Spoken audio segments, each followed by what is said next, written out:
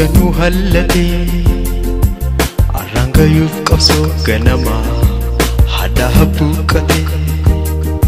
maalumaan saba koo Oromoo seenaa turii hin qabne aartiin gargaarfanne walleedhaan addunyaa barsiifne ragaa sobaan qabne walleedhaan dhaloota dhaalchifne qarrii onnee teenya nu cabaan diiganuu hallatee arraangayuuf qabsoo ganamaa hadaa habbuuqqatee maalumaan saba koo Oromoo seenaa turii hin qabne aartiin gargaarfanne walleedhaan dhaloota dhaalchifne ragaa sobaan qabne walleedhaan dhaloota dhaalchifne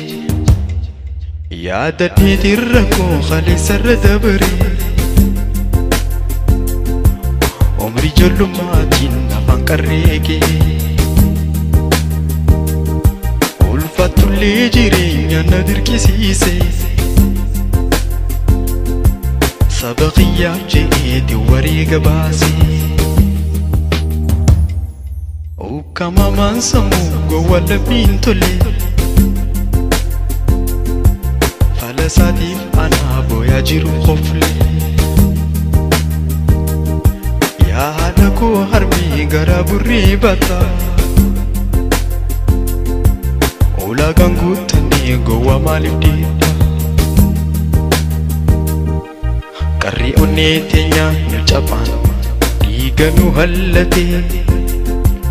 arraangayuuf qabsoo ganamaa hadaa habbuuqqatee maalumaan saba koo Oromoo seenaa turii hin qabne aartiin gargaarfanne walleedhaan addunyaa barsiifne ragaa sobaan qabne walleedhaan dhaloota dhaalchifne qarrii onnee teenya nu cabaan diiganuu hallatee arraangayuuf qabsoo ganamaa hadaa habbuuqqatee maalumaan saba koo Oromoo seenaa turii hin qabne aartiin gargaarfanne walleedhaan addunyaa barsiifne ragaa sobaan qabne walleedhaan dhaloota dhaalchifne yaada dheedirra koo kaleessarra dabaree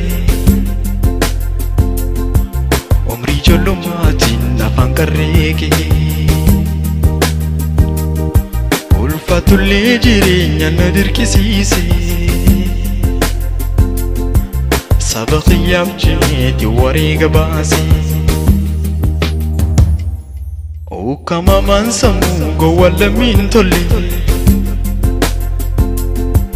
falasaatiif anaa booyaa jiru qofle